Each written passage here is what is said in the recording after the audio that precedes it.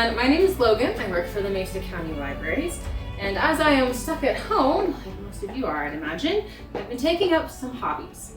One of them is baking, the other one is the violin. I learned how to play many years ago in middle school and high school. Now to give you an idea what we're going to be doing with the baking today, I wanted to play you something and see if you could guess. So listen carefully as I try and do this properly.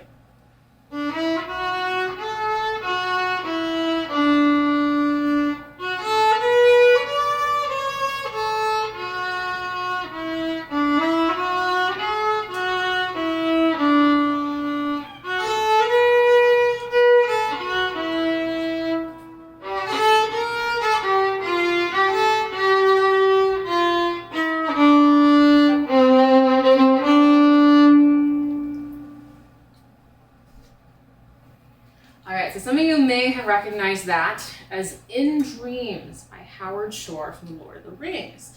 And I wanted to play that to see if I still could, and also to introduce what I'm going to be making today. So, we're making Elven Waybread, or Lembas pronunciation, who knows? It's from a book I found a while ago called The Wizard's Cookbook by Aurelia, again, pronunciation, Beaupommier, and it's really, really fun. One of the reasons I like this book is it does ingredients and instructions like it was in that world. For example, the water in this recipe should be collected from the leaves of a golden tree, preferably. And the pottery bowl we use in filming should preferably be fired during 2 equinoxes. So just kind of a fun book. Lembas Bread is one of the things that the Fellowship eats on their way to get rid of the ring. And one of the main quotes I found from it was, "Eat a little at a time and only at need, for these things are given to serve you when all else fails. The cakes will keep sweet for many, many days if they are unbroken and left in their leaf wrappings, as we have brought them. One will keep a traveler on his feet for a day of long labor, even if he is one of the tall men of Minas Tirith." So it's kind of a fun recipe. It's really easy. All the ingredients are easy to find. I figured that'd be a nice thing to do instead of weird stuff that takes forever to find in the grocery store, for example. So let's get started. To begin with, we're going to need a couple different ingredients. We're going to need flour, brown sugar, water, salt, and nuts and dried fruit. This recipe originally came in ounces and pounds and other fun measurements, so I've kind of changed it over into cups to make it a little easier. Okay, so the ingredients we're going to need is just all-purpose flour. It does ask for it to be sifted. I had a pan cover that I use, which is not ideally the best way to do it, so I think you could probably get away with not if you don't have one as well. But you're going to need 4 cups of that. Next is brown sugar. This one's going to be 2 cups, which is kind of a lot of sugar, but keep in mind, these had to get, the Fellowship all the way up to Mordor, which is a bit of a journey if you've read the books or seen the movie. You'll need 1 cup of water. It doesn't matter if it's collected from the leaves of a golden tree or not, as the recipe suggests, but I like that little detail nonetheless. A pinch of salt. Doesn't really matter what kind. I use iodized just because it's what is in my pantry currently. So the last thing the recipe calls for is actually quite a bit more dried fruit and nuts than I did. When I first made this recipe, I found that I had a lot more than I needed sticking to the top of all the cookies that we'll see here soon. So I actually am suggesting a 1/2 cup of nuts and a 1/2 cup of dried fruit. And instead of, buying those separately and actually putting in all that effort, I just bought the trail mix that had the ingredients I wanted. I'd recommend it. It's a little easier than going through and finding the nuts and berries, etc.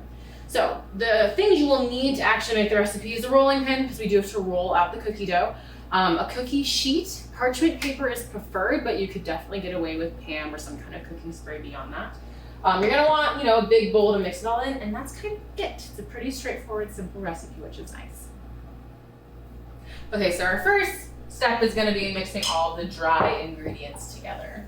So you're going to take your flour and just dump in your sugar. It doesn't have to be pretty. And then mix that about till it's, spread through in a good consistency.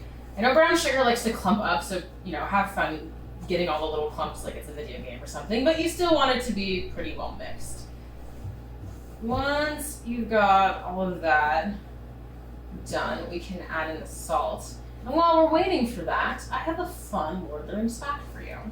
I just recently learned, according to my husband, so who knows if it's correct or not, but it probably is, that Nicolas Cage was supposed to play Aragorn in the Lord of the Rings movie. He turned the role down, so that Viggo Mortensen ended up with it. And I'm having a little bit of a hard time imagining Nicolas Cage as our ranger. I mean, I know there's a lot of Nicolas Cage fans out there, and I'm very sorry to you, but I can't count myself among them. And I don't know that it would be the same if we had Nicolas Cage playing Aragorn. I don't know if he'd want to steal certain valuable treasure along the route or what he'd be doing instead of Lord of the Rings, but I'm pretty sure it wouldn't be the same. Anyway, now you've got that mixed in, you're going to want to do a pinch of salt. To this day, I still don't know exactly how much that is. Go with what your heart tells you and how much salt you want. Well, reminder, these are going to be cookies and they have a lot of sweet in them as well, so whatever a pinch of salt means to you is probably fine. And before you add your water, make sure you kind of mix that around so it gets where it needs to be going.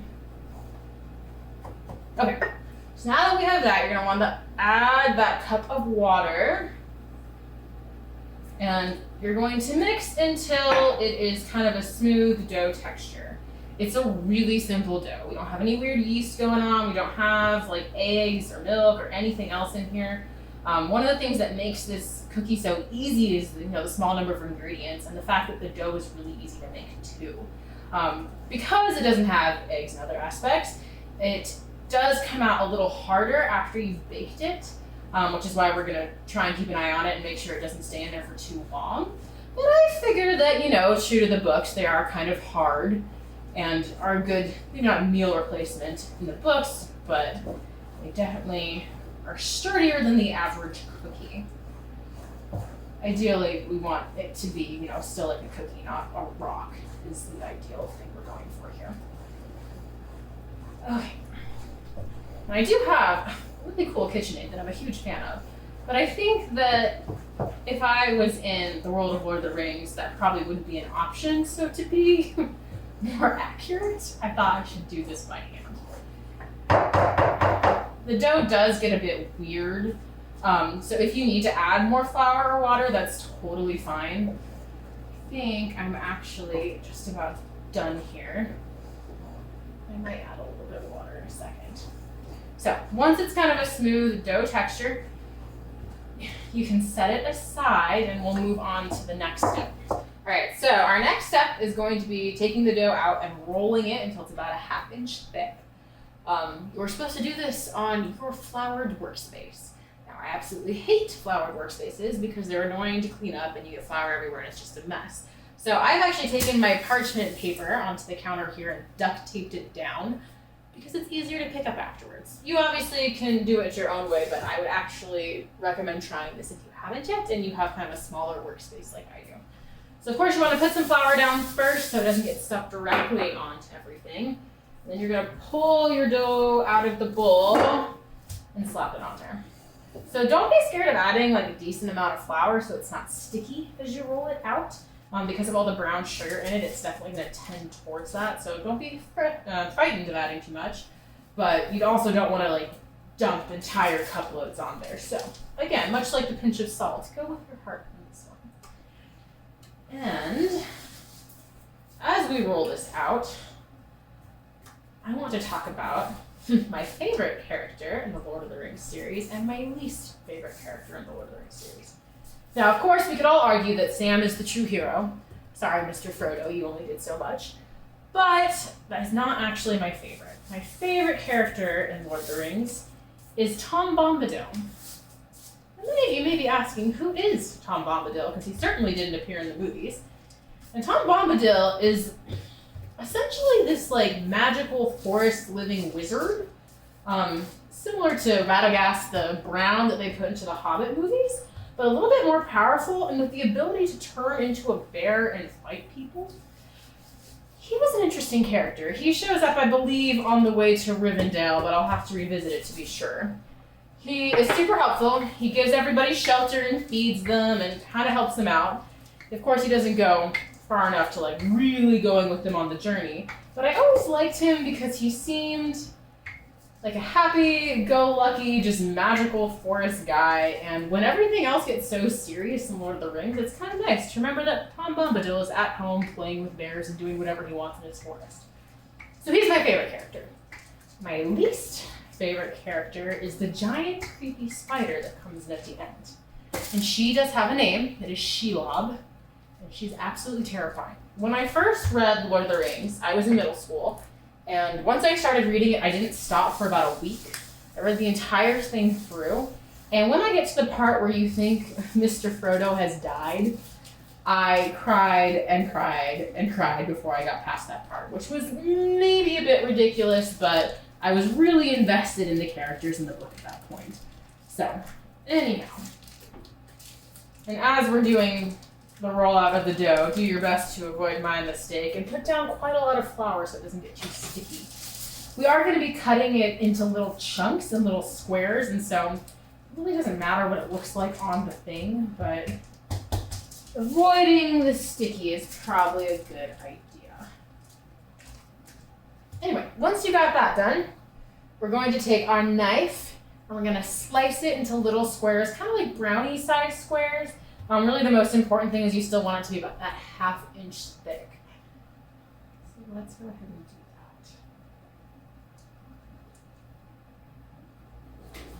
that. Okay, so once you have your little squares cut out kind of like this, you'll put them on your cookie sheet with your parchment paper, and that's when we'll add the nuts and berries. So the recipe does call for chopping these up a little thinner. I don't know if they were starting with bigger dried fruit than me or what. I think trail mix size is probably fine. It's a huge hassle to go through and cut peanuts also. So what you're gonna wanna do is take those nuts and the dried fruit and stick them on top of your cookies. You kind of have to push them in a little bit. The first time I made this recipe, I only did a little bit, and so they kind of fell off after they'd been cooked. Not a ton, most of them stuck, but if you want them to be on there, make sure you push in a little bit. You don't want to push them all the way through the cookie, but you do want them to be kind of settled in the dough before you stick them in the oven. So, and this one, if you have kids or members of your fellowship who want to help out, they can totally do this too. It's one of the easier parts of it, which is nice. And while I'm doing this, I do want to tell you that on Canopy, which is the library streaming service, there apparently is a documentary called The Real Middle Earth. It's about an hour long that was made in 2007. And it's all about how The Lord of the Rings was made, all about J.R.R. Tolkien, and it looks pretty interesting. Unfortunately, we don't have the full Lord of the Rings movies by Peter Jackson on there to stream, but if you're interested in how those all came about, it looks like it might be a good thing to check out. I know we do have the longer movies with, Elijah Wood and everybody else at the library, so once we're doing checkouts and things like that again, take a look out for them. I know they're super fun. And then those of you who have the extended versions and started watching them when we all got the shelter-in-place order, I hope you finish them soon. I know they are incredibly long. I have only seen the normal version, but I do plan on making that journey at some point.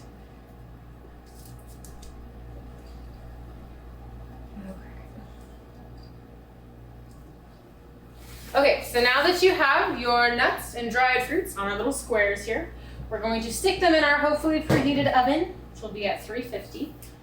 And I found the top rack seems to work best. If you have a little oven light you can turn on, that's great, because we're going to want to keep an eye on these. Set your alarm for 10 minutes. Once those 10 minutes comes up, we're going to take it back out and kind of sprinkle some more water on the top. Actually, not very much, just a little. That helps give it a nice crust and keeps the fruit and the nuts on there even more so.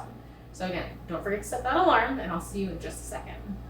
So while we're waiting for these to bake, I was thinking about all the other experiences I've had with Lord of the Rings.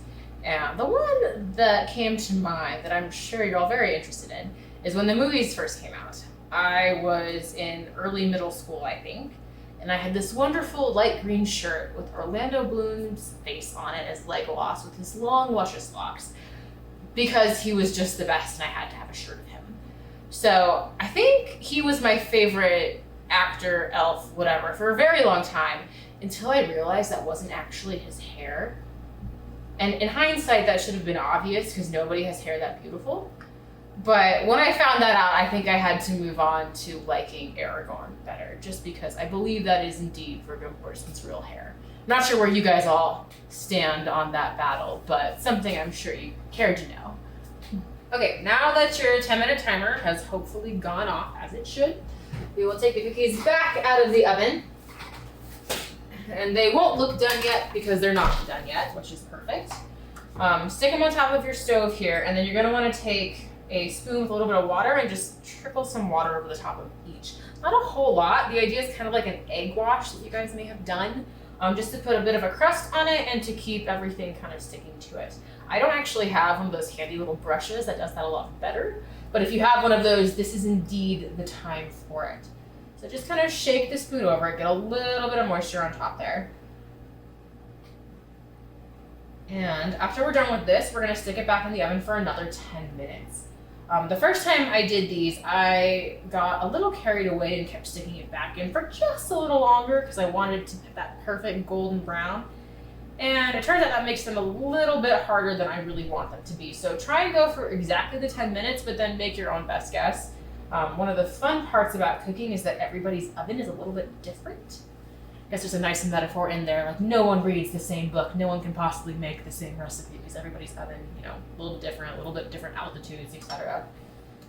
But about another 10 minutes, and again, keep an eye on it. That oven light's gonna be super helpful if you have one. Otherwise, you can just sit like Golem in front of it, salivating and talking about my precious until the people in your household wonder if you haven't been seeing others enough. Okay. Once you've got the little bit of water on there, we'll stick it back in to our unique and interesting oven. And set the timer for another 10 minutes. All right, so now your timer has hopefully gone off for the second time. We're gonna take our cookies out and see how they look. So, ideally you want them to be kind of golden brown, but not too much. Like I said before, they do kind of harden up. And also, as they cool down, they will set even more. So if you want to give them a poke, and if they give a little bit, that's good. If they're like mushy, you're going to want to stick them in for maybe a couple more minutes. So either way, once they are finished to your satisfaction, put them aside and let them cool. They'll be very hot. And after you're done, there's actually a couple good ways to eat them. I have found with English tea is probably the most realistic way. With Dwarven mead or some other aspect is probably the most accurate way. But while you're waiting for those to cool, I can tell you about Universal Classes, which is another online resource the library has. So if you go to the website, e-resources, and go down to Universal Class, there's a bunch of fun random things you can learn. And it's got everything from like massage, I think, to barkeeping, to cooking classes, which you can all watch online. I believe you get ongoing learning credits for them if that's something you're interested in, but otherwise it's just a good way to learn something and make up some fun time. So I did get a chance to take a bite of my cookie here, and it's pretty chewy. It's pretty much how I imagine the Fellowship's supplies to have been, maybe a little tastier since we made it, of course. I hope yours turned out just as well. And I want to thank you for coming on this journey with me regardless. I did find a nice quote to send us off. It's from Elrond in the first book.